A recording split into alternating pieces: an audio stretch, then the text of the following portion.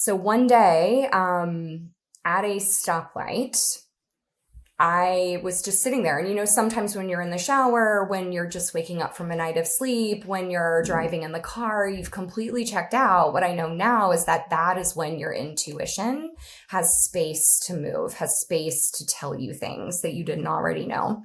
And I had one of those moments sitting at that stoplight where I just heard clear as a bell. And this was not I was not a highly, or what I would think is like clairvoyant or highly intuitive. I had high EQ, but I was not necessarily an intuitive, as they say. So this was sort of a new experience for me to sit there at the stoplight and hear the words, "You need energy healing." And I had no idea what that was.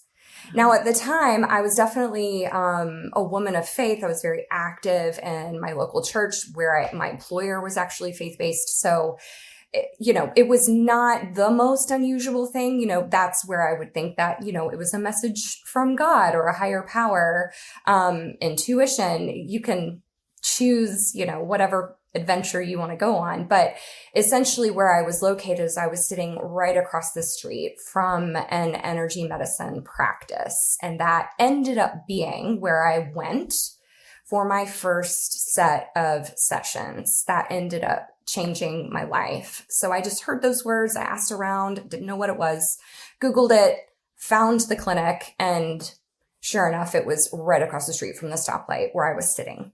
Did you know that despite making up 50% of sellers, women hold just 30% of the sales leadership roles? It's not a pipeline problem. That's a promotion problem. Welcome to the Women in Sales Leadership podcast, where we make the new rules of success for high-performing women in sales. And I'm your host, Amy Evans, sales leader turned executive coach. After 25 years in the trenches at Salesforce, EDP, and startups, I now help ambitious sales managers step into second-line leadership roles. If you are ready to lead with authority, earn what you're worth, and make a bigger impact, you are in the right place. Click follow so the next episode will be waiting for you. So welcome back to the Women in Sales Leadership podcast. Today's conversation is going to stretch you in the best way. We are talking about energy, and not just like the energy that you spend cranking through your calendar all day, every day, but the kind that actually fills you. And if you've ever ended a day wondering why you are so exhausted, even though you've checked off all the things on your boxes, I don't know if anybody's had a day like that, or, why you're doing everything right and you still feel like disconnected from yourself. This episode is for you today. My guest today is going to open a door that perhaps you haven't walked through before. And I want to invite you to listen with curiosity, because what she has to share can really transform the way that you lead and the way you live. It did that for me. So let me get to my guest. My guest is Suzanne Wistrick. And she is the founder and leading practitioner, I should say, of Energy Healing of Atlanta. And Suzanne helps executives, entrepreneurs, and high capacity professionals release unconscious energies that keep them burned out and disconnected from who they really are. Her own journey through corporate consulting, nonprofit leadership, and her own health crisis led her to discover this life-changing the power of energy healing. And since then, she's guided clients in releasing those stuck patterns and reclaiming their vitality. Suzanne, welcome to the show. Thank you, Amy. Thank you for the intro and for having me. Yeah. So I would love to get started at the beginning. Before energy healing became the main thing that you do in your life, your calling, you had this full corporate career. What did that look like for you back then? Well, it was just an extension of the identity that I had grown into from childhood, being that high achieving straight A student, never getting in trouble, like really riding the straight and narrow, wanting to see her dreams come true. I was very motivated, and I ended up going to Georgia Tech in downtown Atlanta, graduated in 4 years, and got my first job out of college. Really, really great first experience out of college, and really grew my professional skills in that environment. And I mean, I really, at the end of the day, aside from the fact that it was a consulting career in consulting, which requires a great deal of hours, I can't complain. I was mentored and supported and molded to grow in huge ways, professionally, personally. But it got to a point where my body began to break down. I assumed that it was the stress of the job, the pace of the job. I assumed that it was because my body could not keep up with what my mind and my energy at the time wanted to achieve. I was very, very ambitious, but just assumed that the travel and the hours and the pressure, the client pressure, that my body just simply couldn't withstand all of it.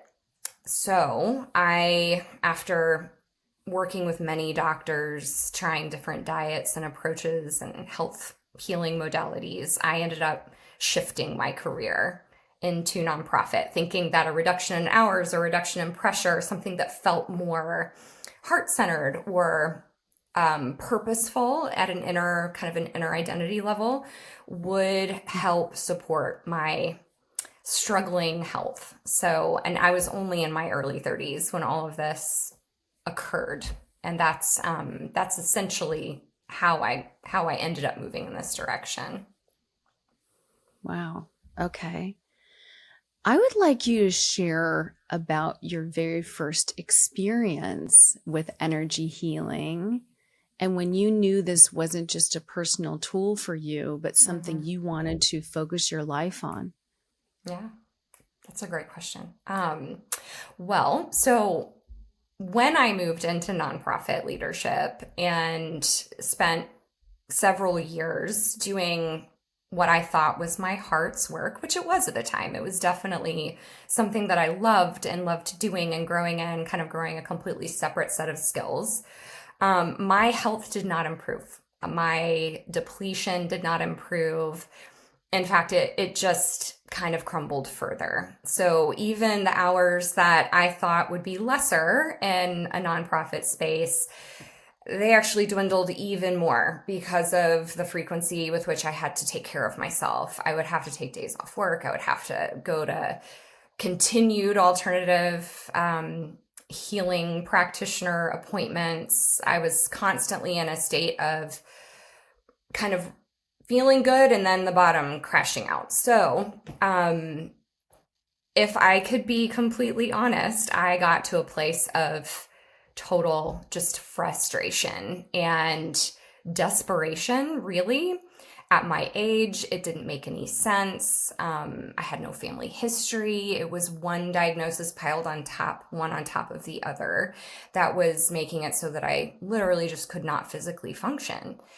So one day, at a stoplight, I was just sitting there. And sometimes when you're in the shower, when you're just waking up from a night of sleep, when you're driving in the car, you've completely checked out. What I know now is that is when your intuition has space to move, has space to tell you things that you didn't already know.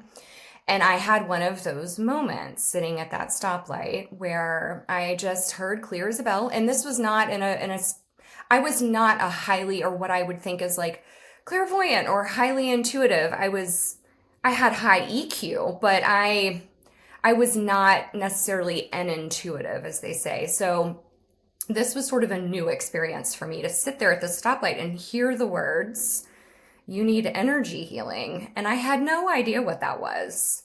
Now, at the time, I was definitely a woman of faith. I was very active in my local church, where my employer was actually faith-based. So, it was not the most unusual thing. That's where I would think that, it was a message from God or a higher power, intuition. You can choose, whatever adventure you want to go on. But essentially where I was located is I was sitting right across the street from an energy medicine practice. And that ended up being where I went for my first set of sessions. That ended up changing my life. So I just heard those words. I asked around, didn't know what it was, Googled it, found the clinic, and sure enough, it was right across the street from the stoplight where I was sitting.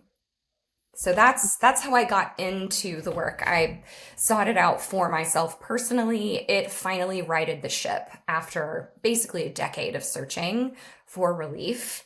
And it was the most subtle shift that I could feel on the inside, but it just eventually in layers began to permeate my physical body, my physical health. It shifted so much for me that I continued for a few years on my own, just continuing to show up for my own healing, voracious for knowledge, did not understand how this worked, but it really blew the doors open of my own perspective about the nature of life even, and who we are, and what are those different pillars of health that really allow someone to live a full life. I'm just stunned by that story. It is so powerful. And what I'm hearing is that your story starts where so many of us women, high performing, lots of responsibility at work and at home and in all the places in our lives where we choose to take on responsibility, which there's a lot. I love that your story really encompasses this journey of, work that wasn't working for you and health issues that were unresolved and, nobody was quite getting to the heart of what was going on or how to help you resolve that. And truly just dealing with all these things and chasing success and running on fumes. I want to go deeper into what this all actually looks like and means, because you just told us how you had this moment in your car across the street from an energy healing place and heard this voice saying, energy healing. What is it for listeners who are not familiar? How do you explain energy healing in a grounded, practical way that we all can start to understand? For sure. Yeah, that's a great question. So energy medicine is a rapidly emerging science. It is the common misconception is that it is purely woo-woo and people who are into that are the only ones that can connect with it. And that's simply not true. So it happens to be based in the theory, the measurable evidence of the fact that every human body generates a charge, or there's energy that emanates out from the spinal column and can be felt both in and externally to the body. So a way to connect with that idea is for folks, who work in corporate offices and you step into a conference room and there are two people sitting there having a conversation, but they're silent. You step in at the wrong time and you can feel in that moment tension that you could cut with a knife. And immediately I need to exit the space. Yeah. That's an example of our energy fields that extend beyond the physical body, literally entering a room before we arrive, reading the information about what's going on, and bringing that information back to our nervous system to inform us of what is happening. Are we safe? Is this a space for me? What's going on here? How do I discern what's going on in my environment and with the people that I'm doing life with or that I'm working with? How can I bob and weave in a way that allows me to be a harmonious part of the whole?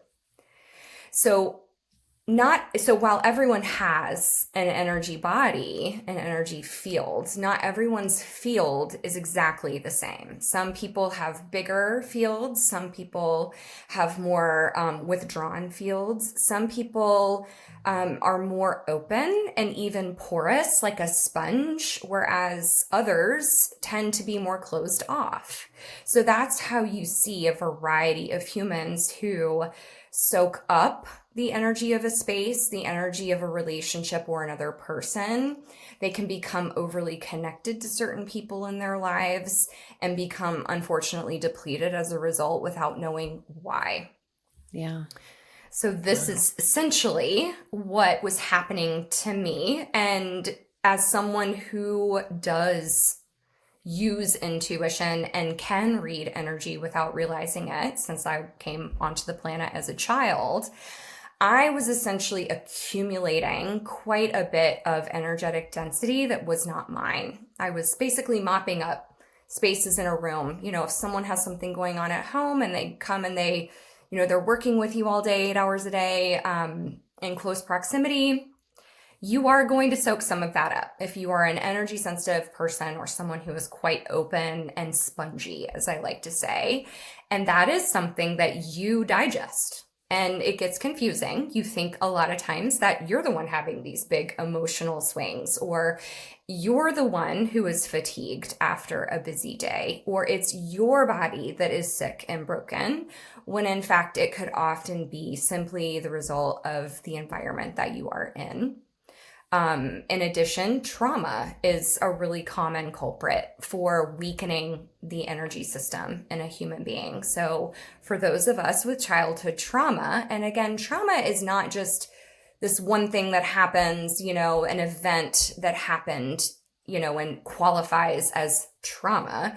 It can be the experience of a child's nervous system that will accumulate this fight or flight response, the experience of trauma that creates disconnect with themselves. It creates an ability to get out of balance energetically in order to cope or survive. This is where a lot of people begin to dissociate, or dissociate as young children. It comes in a variety of forms and fashions, but that is in layman's terms, how I would describe the nature of the human energy field.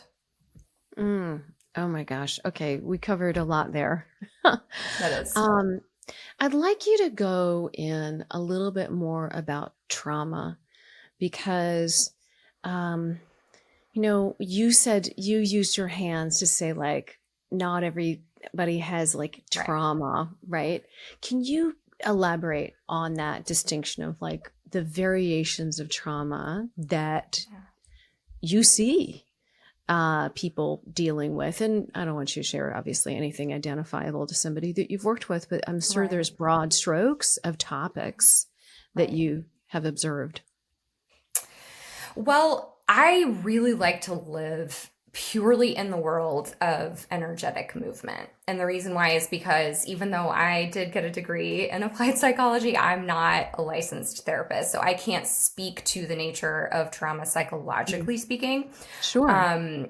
But through the lens of the way energy moves, that's sort of the best way for me to describe it. And as children, when we are in an environment that creates disconnect, so children need to feel a sense of belonging, and they find that belonging through love. So love and belonging are really it's a simultaneous experience for a child, and that's like laying the foundation of a house. So as children, the extent to which we felt loved and we belonged, that lays the groundwork for the adult that we become. And as children, when there is an experience where a caretaker, a primary caretaker, is not totally present in their own body, or has trauma of their own, or if there's a situation of recurring abuse or insecurity of some kind that creates these patterns of craving, what it does to the child is it leaves them with a sense of not being enough as they are, or there's something that requires them to become someone that they are not in order to receive the love and belonging that they need. Now, oftentimes there are children who can push past this no problem. They become who they're going to become regardless of their upbringing or, the condition of their parents. But then there are some children, like I said, with those more open, porous, spongy energy fields that are taking cues from their primary caretakers. And if their primary caretaker is in a constant state of fight or flight themselves, or in a state of unresolved trauma of their own, any sort of low kind of density, low frequency difficulty, like intense anger or severe depression or ill health that can't resolve, it does impress upon the child that there is something for them to resolve. There is something for them to fix, first and foremost within themselves, again, so that they can find the love and belonging that they need in order to feel safe and grow as a well-adjusted human. So it just turns into sort of this rat race for children to deal with the environment of their home, of their primary caretakers. And if that is a distressing experience for them on repeat, unfortunately, that does create what we would consider low-level or foundational trauma in the energy field of a human being as a child. Hey, quick break for a second. If you are a sales leader who is ready for your next step up, and I'm talking about leading other sales leaders, becoming a director, a VP, even a CRO, then this is for you. I'm hosting a free workshop. You can grab your spot at amyevanscoaching.com. This is for sales leaders who are in tech and are wanting to land jobs where you can earn anywhere from $500,000 to $1 million a year. And again, you can grab your spot at amyevanscoaching.com. Okay, back to the show. Okay. So trauma examples could be, severe, everything from actual physical, emotional abuse, obviously. Right. Even things like, Suzanne, you and I work together, and that's why I have you on this show. I'm just such a fan of what you do. And I had no freaking clue what energy healing was. I had never pursued it or interested in it. And I had also a story of feeling called to find healing that way. I won't get into that in this moment, but where I will share is I recall in working with you, one of the things that showed up in the sessions that we had was, I didn't realize this. I had this trauma that was associated to my father died. He died when I was a grown woman. I was 32 years old. And so I had that that I was dealing with. And then I also had this overall, just loving family, no abuse, no, mistreatment, mental, physical, otherwise. However, there was always this pervasive attitude of lack. We didn't have enough money. There was never enough time. Everybody was working, my parents working so hard to provide for us and take care of, all the things you got to do when you have 3 children. And it just felt like there was just kind of a never enough. And that emotion got into me, and it manifested in how I lived out my life and how I pursued my career and all of the striving and all of the achievement and all of the, if I just work hard enough attitude, like if I just work hard enough, everything's going to be okay, because that's the model that I saw of like a well-loved, like a loving, beautiful family who was just trying to do their job of delivering, groceries and a roof over our head and clothes to wear and all the things. Right. So to me that, in working with you, that trauma was if someone would have asked me, like, did you have a happy childhood? I'd say yes. And did they say, were you abused? I would say no. However, when I reflect and share that reality, there still was this lack that was pervasive. And in order to prove my worth, to demonstrate my worth, I had to work hard. And I mean, never take a break kind of hard. Because that's what I saw as the example of this is what good people do. Yeah. Right. And it's never ill-intentioned. No. Rarely. I mean, like you said, the obvious cases where, there's addiction and abuse and, something catastrophic in the home that can't be denied as traumatic. Of course, those absolutely have profound impact on the development of a human. But what you're speaking about is exactly what every human at some level can relate to. There was a condition or an expectation or the nature of your caretakers that you experienced as a child that laid the groundwork for how you continue to see yourself, the way that your personality develops, the way that you look for love and approval and worthiness as an adult, including the career you choose without realizing it. Totally. Mm-hmm. And it was an accident. It felt like a total random accident too. I didn't wake up and say, hey, I want to be a sales leader in B2B technology. No, I wanted to be a rock star. I wanted to be like Pink. And I felt like the chances of that seemed a little low and the risk seemed very high. And I was raised to like gravitate to safety. And where, if you just kind of buckled up and did all the stuff, you could be safe and you could be okay. Right. Yeah. Right. It's very, very layered and deeply energetic. And a lot of, so if professionals, high capacity entrepreneurs and such, if they seek out coaching, this is often a space where you work with the mindset. So as these patterns begin to accumulate and get in the way or create stuckness, or I can't get quite past this one goal that I'm trying to reach, oftentimes coaches, therapists, they will work in the cognitive space to try to reframe or move past or rewire the false beliefs, etc. But it all exists up here in the head, when the truth of the matter is that the layer beneath it is the energy. It is the body. It's the somatic reality that literally vibrates and resonates in the cells that isn't going to go away just because you cognitively change your thinking. Oh, and that happened for me. I hired therapists and I was like, I was like, I thought I was doing so great, and I was really. I mean, I'm not, but I mean, it wasn't getting the job done. It wasn't enough.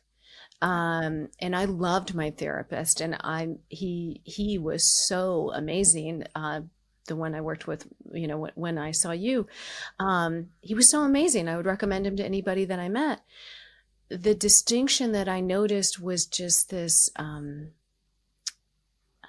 access to the information of what was really going on, and then getting access to tools to help deal with what was blocking me, and what was really creating this, like, I felt like I was bumping up against this like wall of peace and this wall of good mental health. I mean, to be feeling good almost all the time, and to be feeling joyful and full of life and vitality. There was a point in my life where that was, and this was, I think, before I came to you, and then also when I was with you, like, I had all the things. Somebody looking at on the outside of my life, they'd be like, you whiny person. Like, how could you complain? You've got, 2 healthy kids. You've got a job that people would kill to have, making more money than you ever dreamed of making as a girl ever. And you're married, you've got a home, you've got the dogs, you got the cars and the vacations and the blah, blah, all this stuff.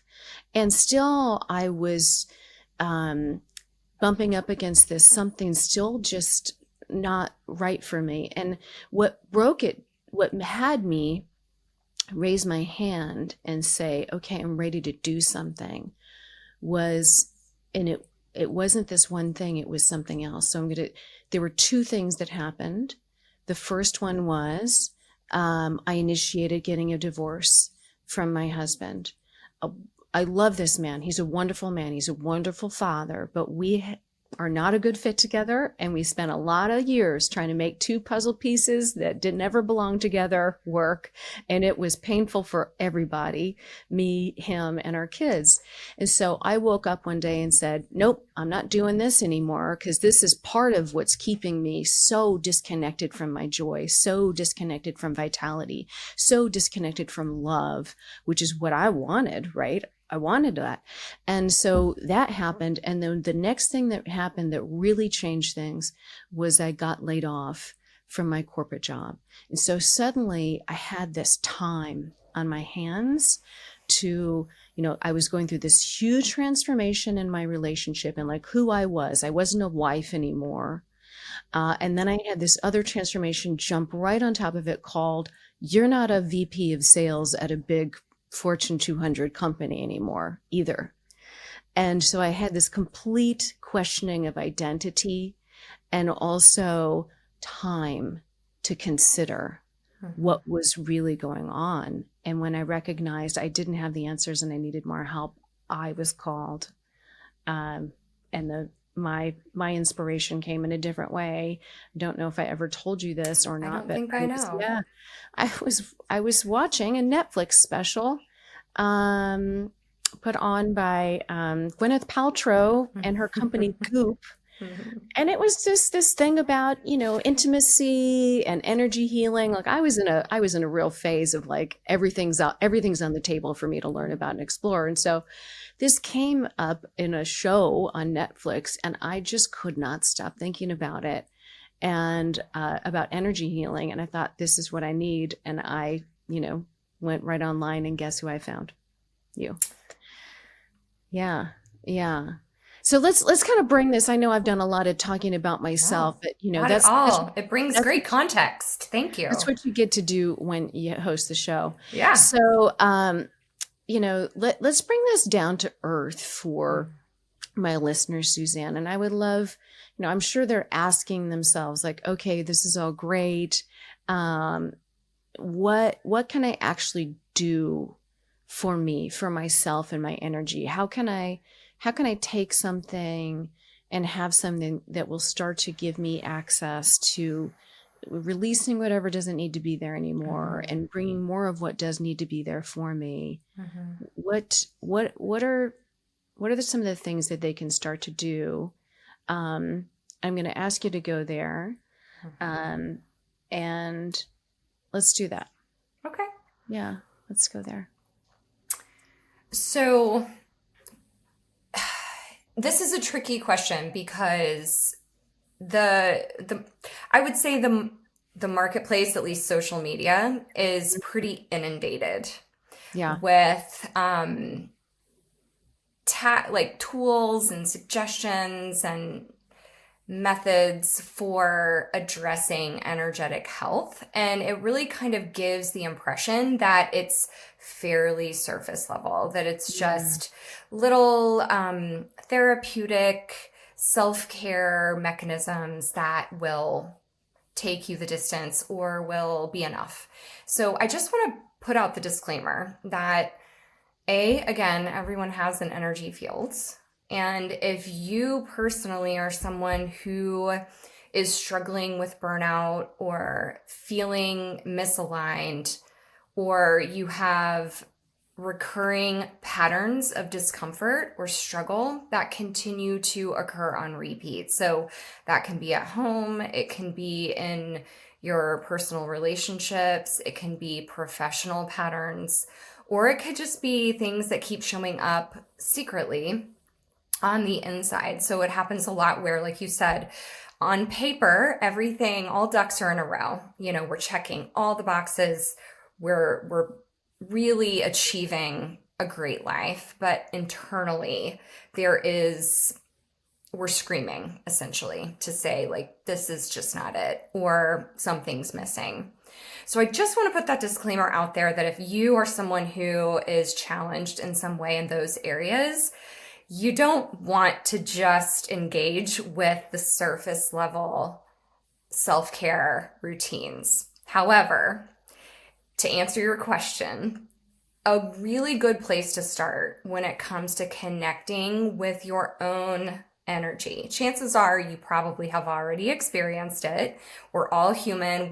It's kind of like if you were to explain to a fish that it is swimming in water, it wouldn't be weird for the fish to say, what's water? What are you talking about? Because it's just so innate in its function that it doesn't even understand that water is a thing. It just swims through it. So we have a similar relationship with the energy that we literally swim in, that connects all of us, that's in the space outside of us, and that we personally occupy. So you already have a relationship with your unique energy. It comes in the form of emotions, thoughts, a physical sense as well. But if you wanted to start the process of really assessing where you are at energetically and working with where you find yourself, the biggest tip I can give, the best starting point for any sort of DIY excavation is in stillness. So stillness it's a little tricky. Yes, it is for people who don't sit still. Yeah. That's right. So men and women who I work with, pace is something that we definitely have to address at some point, because it is sort of that's just their automatic mode of operation. Again, since being that sensitive child who is constantly trying to navigate their environment and find peace and safety, it sometimes can generate a pretty intense pace that we live our life in. So stillness can be tricky because for a lot of people, it evokes guilt. It evokes discomfort. It feels indulgent. It's something that they physically just cannot even access, and it generates a lot of irritation even in that moment. Being invited to sit still or to cultivate a space of stillness literally within the core of your body as you're sitting on a Zoom call or working through a challenging sales deal or whatnot. So you want to both be able to occupy physical stillness and also an internal stillness. So a pathway to that is literally sitting still and seeing how comfortable that is to you. And then you can begin to deepen that just through your breath. So once you find a literal space where your body stops moving, then what does it look like to really pay attention to your breath? Is it shallow breathing? Is it rapid breathing? Can you slow it down? Can you increase it in size?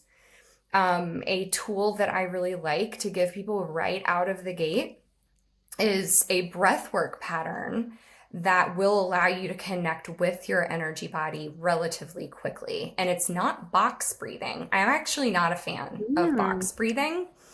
Everybody talks about box breathing. That was the first thing that I learned on a breathwork thing a couple years ago. Yeah. I mean, it's just my personal perspective, but I prefer the inhale for 4 counts, the holding your breath for 6 or even 7 counts, and then adding 1 number to that and exhaling slowly for 7 or 8 counts.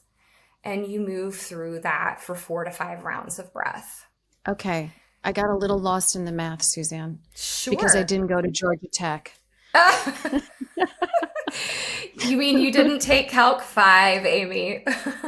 Okay, this is how I chose my college major was I kid you not, I knew I was pre-med because that's what I thought I was going to do. Notice I'm not a doctor. Anyway, but I took the major that required the least amount of math, Suzanne. So yes, I confess I'm not strong in math. I have other Okay. Well, strengths. let's just memorize these numbers. Yeah, give me the Four, numbers one more time. just 4, 6, and 7. 4, 6, and 7. Okay. All right. And what's the 4 and the 6 and the 7 again? You inhale for 4 counts, and if you want, we can do it right Oh, now let's do it. together. Yeah. Would you like to I'm experience here. that?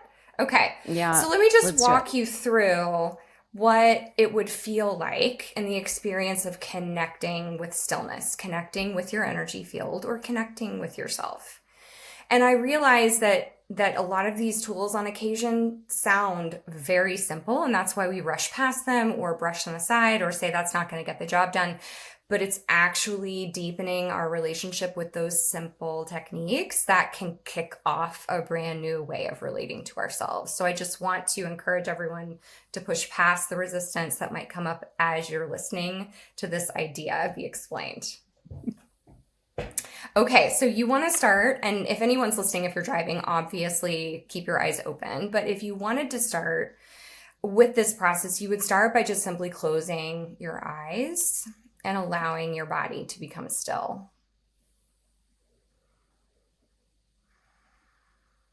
And sometimes that takes a minute to just let yourself find the adjustments that feel good.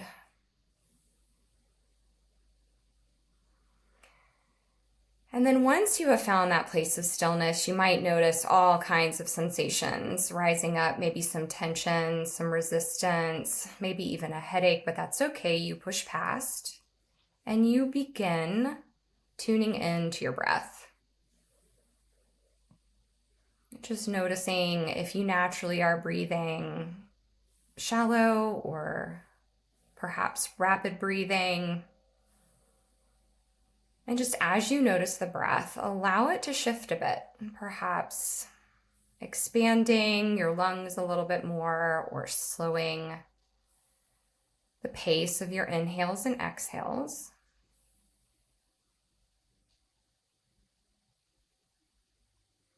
And then you begin the process of the breathwork technique. So to do this, you're going to want to inhale for, I'm going to count it down for you. Let's inhale for 1, 2, 3, 4. Hold. 2, 3, 4, 5, 6. Out. 2, 3, 4, 5, 6, 7. And now do that on your own. Counting for 4, holding for 6, and letting go for 7. And you just simply move through that breathwork pattern for 3, 4, or even 5 rounds of breath.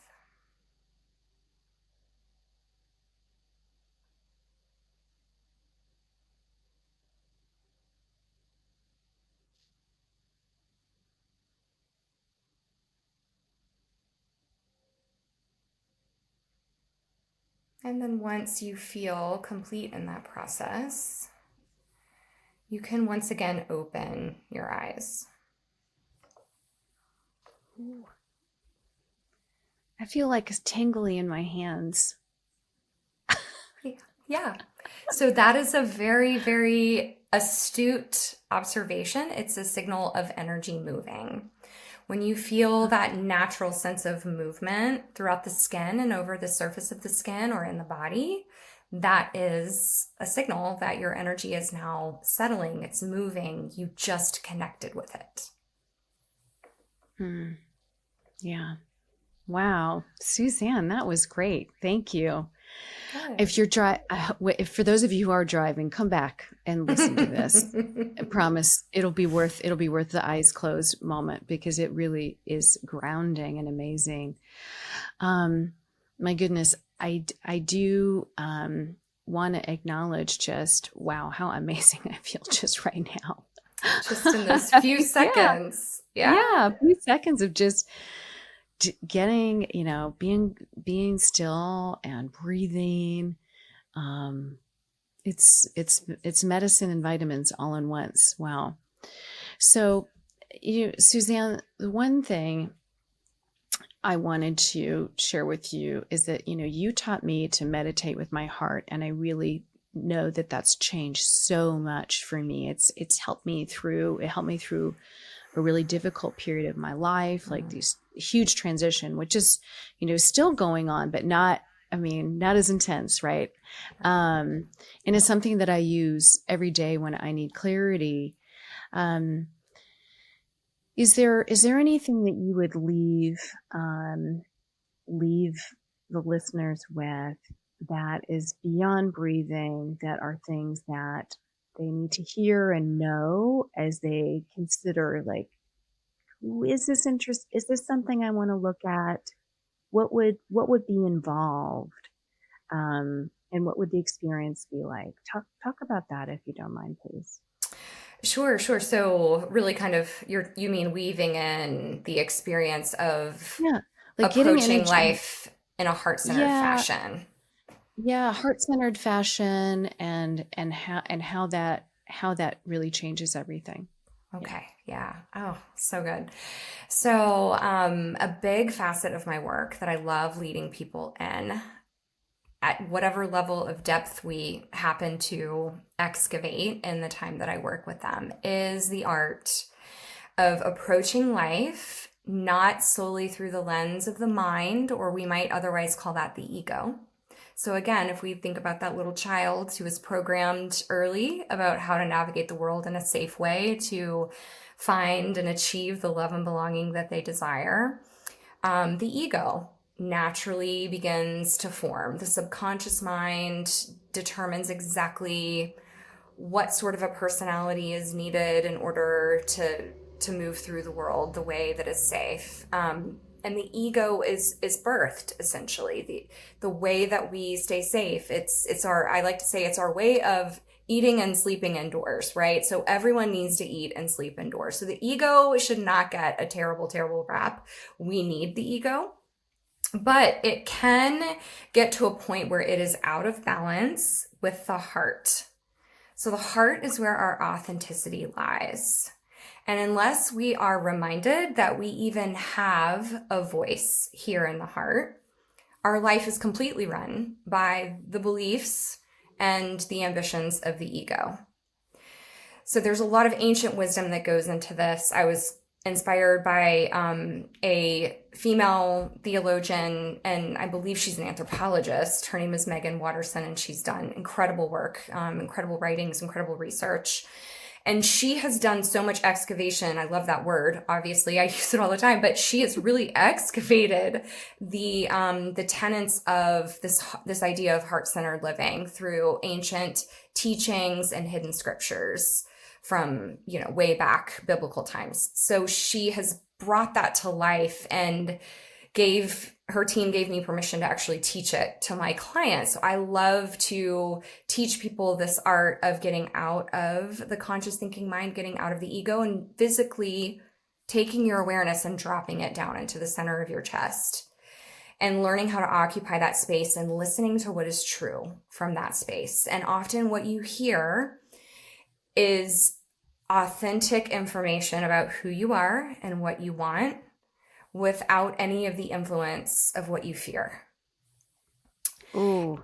And the fear is where the ego, that's food, that's fuel for the ego. The ego really is fueled by fear. So when you get into the heart, it brings this beautiful balance that allows you to both eat and sleep indoors and make choices for yourself about what's true, that's rooted in what is actually true. And it's when we learn to do that, that's where we start to experience the fulfillment in life that our whole self needs and desires. It's literally the reason why we're here, is to achieve that heart and mind coherence. And that's where you get into the power of manifestation, and where life begins to unfold in a whole new way when we learn to do that. Oh my goodness. Wow.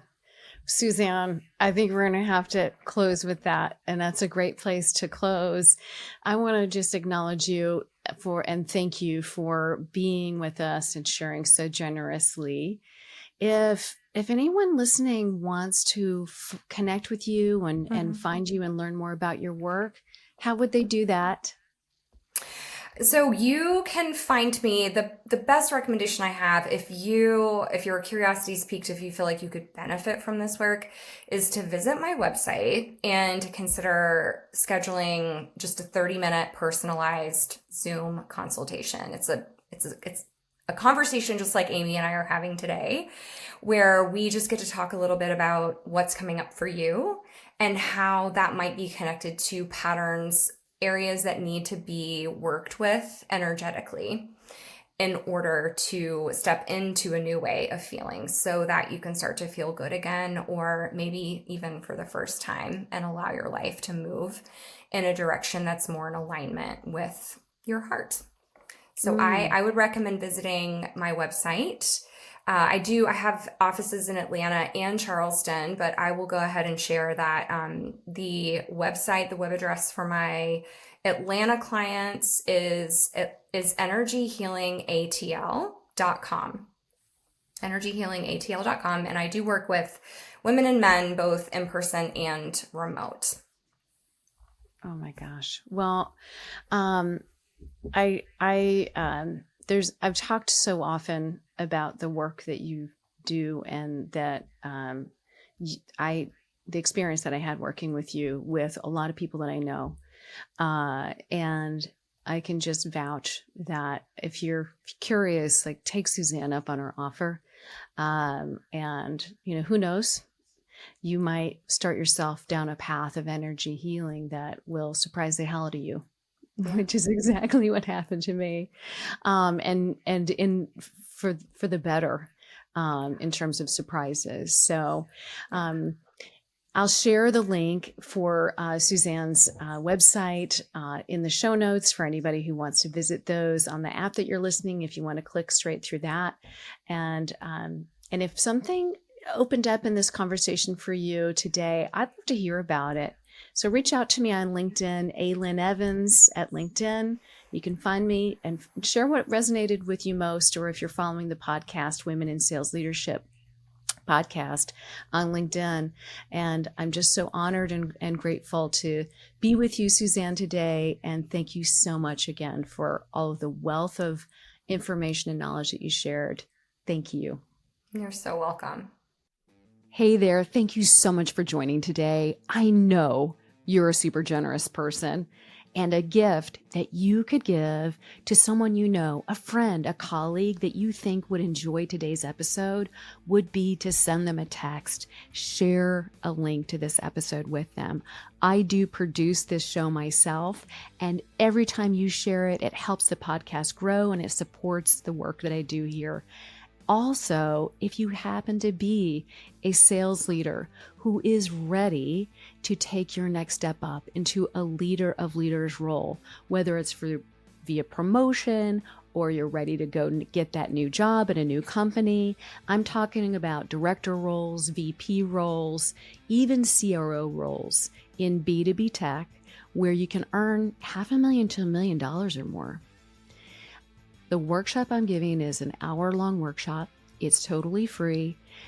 You'll learn the process that I teach my clients on how to effectively position themselves, effectively network, and own their executive presence so they can land the job and get hired and promoted into these big sales leadership roles in B2B tech. If this sounds like you, come grab your spot. It's waiting for you at my website, amyevanscoaching.com, where you can unlock what's next for you.